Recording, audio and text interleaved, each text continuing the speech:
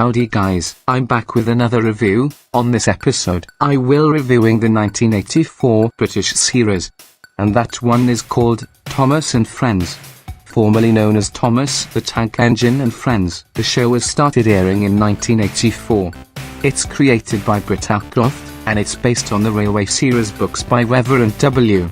and his son Chris.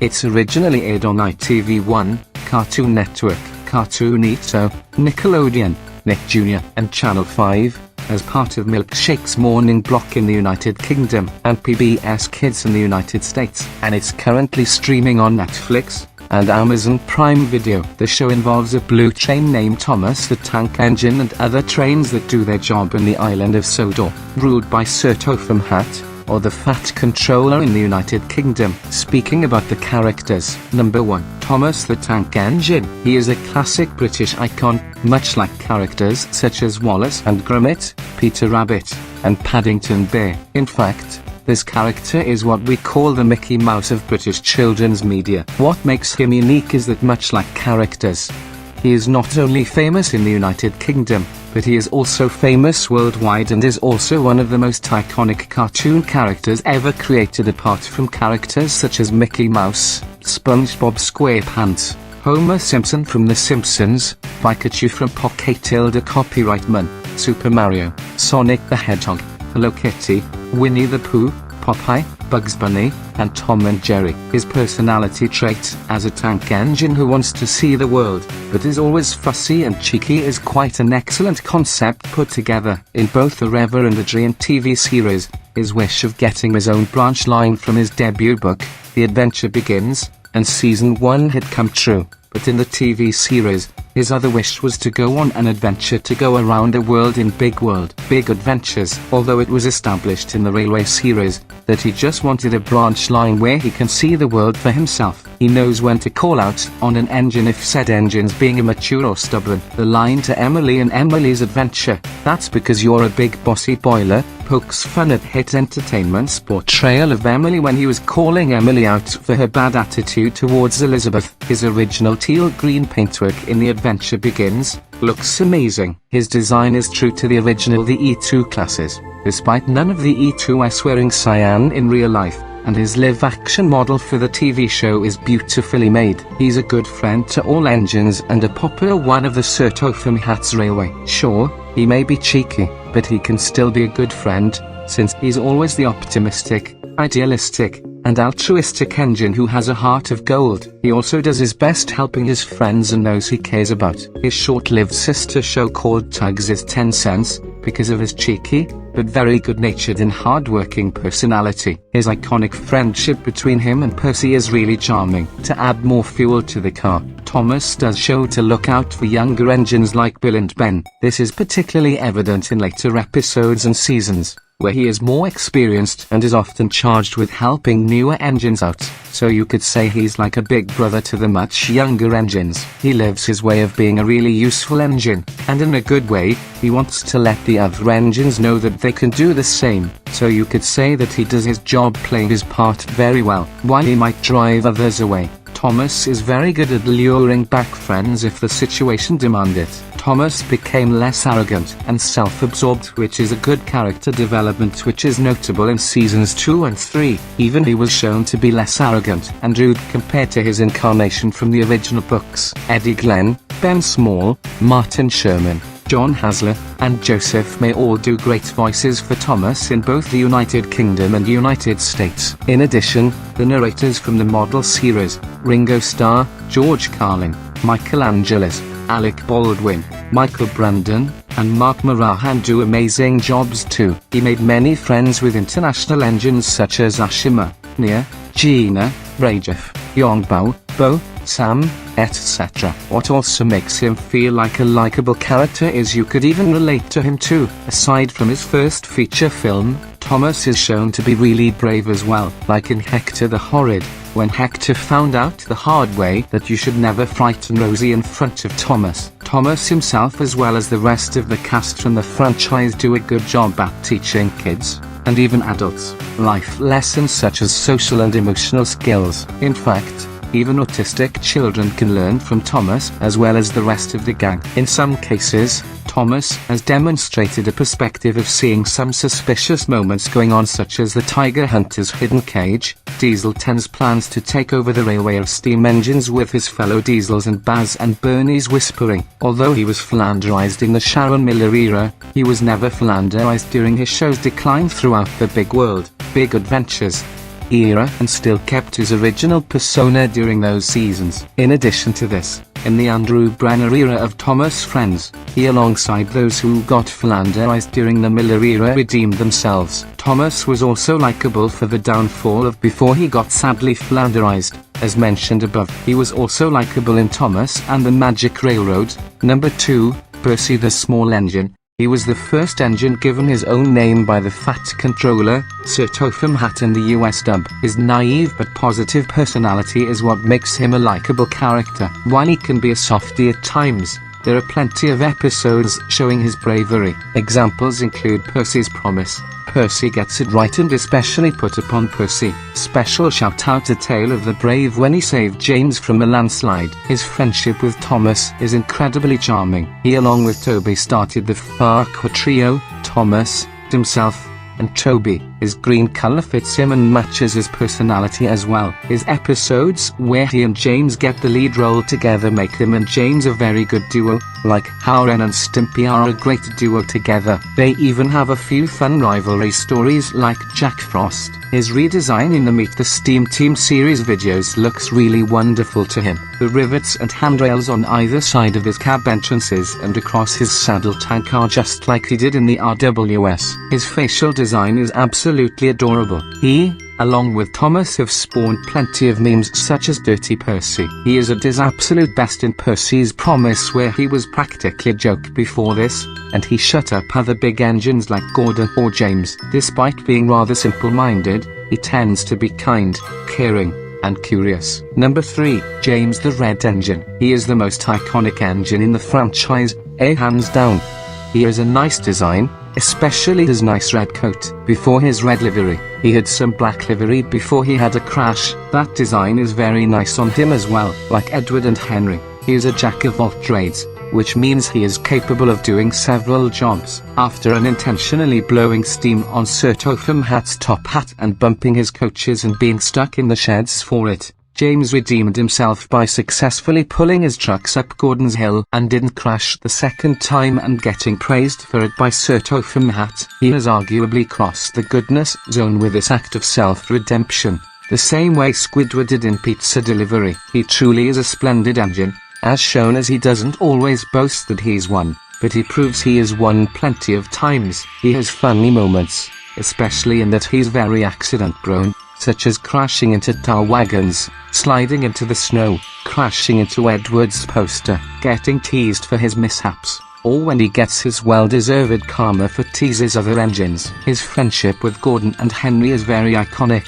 considering all three of them are arrogant, tender engines. Even if Henry is the nicest of the three, he has helped the rest of the Steam Team stick up for themselves, such as a Hero of the Rails and Day of the Diesels. Despite his vain and egotistical personality, he proves to be caring and kind-hearted, as shown when he helps his friends numerous times, like in Make Someone Happy, Dirty Work, and James Goes Too Far. When he is rude and insults other engines, he always gets what he deserves, realizes his mistake, and apologizes. Even though he only likes to pull coaches and not trucks, he often learns he can't always do the jobs he likes to do and eventually does his assigned jobs. Even when the series went through seasonal rot during seasons 12-16, 22-24, and the infamous All Engines Go reboot, he was one of the few characters who hadn't been flanderized and retained his original personality. That said, he was the only member of the Steam Team during the Miller era who was never flanderized, along with Gordon,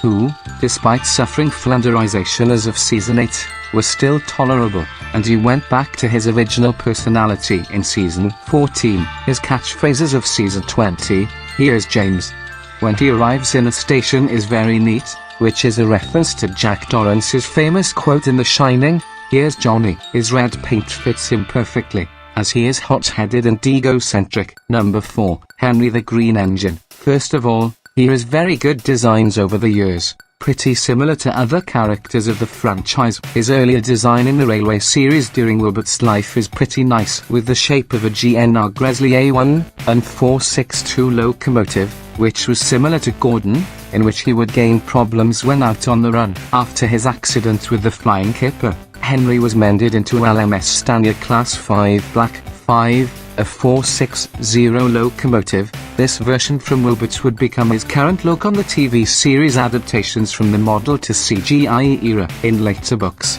his appearance would change into a more realistic approach, which does look similar to his real-life counterpart. While his all-engines go counterpart isn't that great, he at least still has his new shape. He is pretty sympathetic due to having a poor run in his old shape and being teased by others for it, not to mention his other problems. He had a small firebox with some elements of his poor system put into his old shape, due to some drawings being stolen from Sir Nigel Gresley, his original builder. This is seen in how slow he moves in Thomas and the Conductor. He even got ill in A Big Day for Thomas. His anger towards Thomas in Thomas and the Conductor is justified, as Thomas just assumes that he is by quote lazy bones due to his speed. Henry even states that no one understands his problem, as he has been that way for a long while every time he ran with that old shape to ask Thomas to at least empathize in his suffering, to which Thomas hurts him more. In What's the Matter with Henry, he felt ill again due to his boiler grumbling,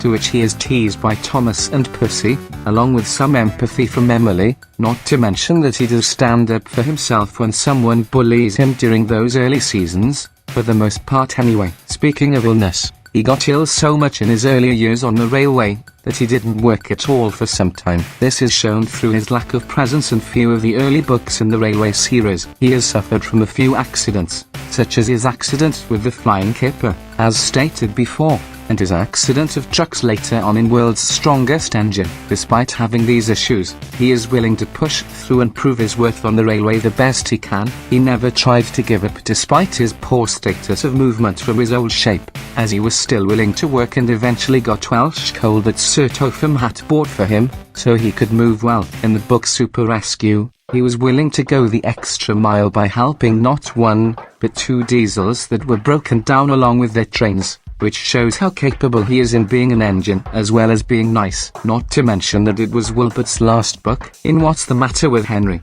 he was willing to pull a train of coal despite being ill. In Henry's Hero, he is at his best, as he is willing to finish the job with Hiro, despite taking bad coal and pushing both him and the heavy train as his back engine when he breaks down. Not only did Henry prove his worth in several occasions, he also paved the way for more engines to debut in the books with the basis from real-life locomotives. Despite being intended to be originally written off by Wilbert himself, his constant presence in the books was made due to a few kids having an interest in him, as he did lack some relevance in the earlier ones. He is pretty considerate towards others and cares for them the best he can. That being said, he is a lot nicer than Gordon and James at times. He felt pretty concerned for himself and Hiro in Henry's Hero, due to the information of bad coal that was stated by Duck in his reintroduction. He was willing to offer his job with the Flying Kipper to Caitlin and calm down Caitlin, as a way to let her enjoy her stay on Sodor while the Vicarstown Bridge was being fixed that very evening,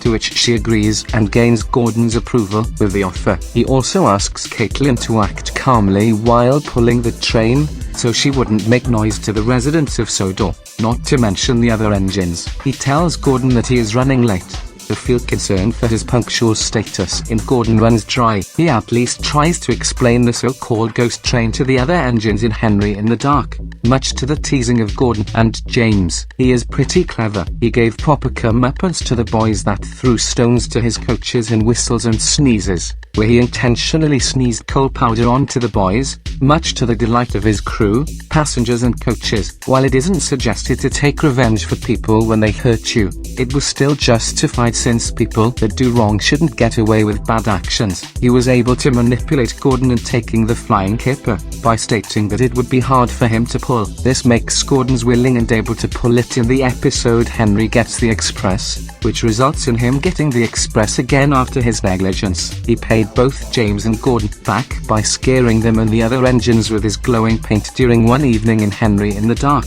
for teasing him when they stated his fear of rain. He made a nice reference to the Railway series book Gordon Goes Foreign in Thomas and the Royal Engine, where he states about Gordon's confusion with the stations in England. All of his voice actors did good jobs in portraying him, mostly Keith Wickham, who gave him an old voice to show his proper age. Number 5. Edward the Blue Engine. He was the first character ever created for the Railway series by the Reverend W. Awdry. He is very gentle and kind-hearted. Despite his old age, he is very wise and often gives advice to the younger engines. He can be sarcastic and blunt at times, as seen in Old Reliable Edward, which is done in the best way possible because he flat out used reverse psychology on Gordon to get him back for teasing him. In other words, he basically fought fire with fire. His voices in the United Kingdom and United States dubs are adorable and fits his character. He helped to build the Northwestern Railway back when Sodal was beginning a new railway. He has great episodes like Edward and Gordon,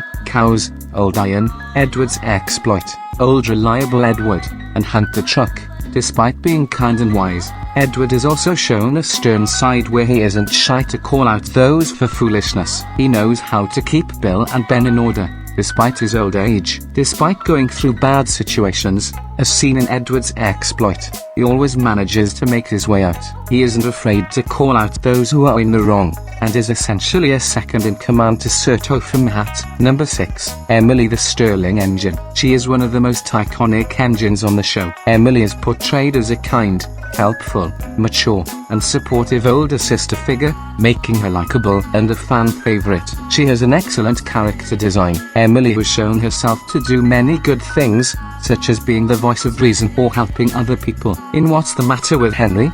She realized that Henry was not feeling well, so she decided to help him get the job done. In A Blooming Mess, seeing Mavis feeling down, she assumed she was sad.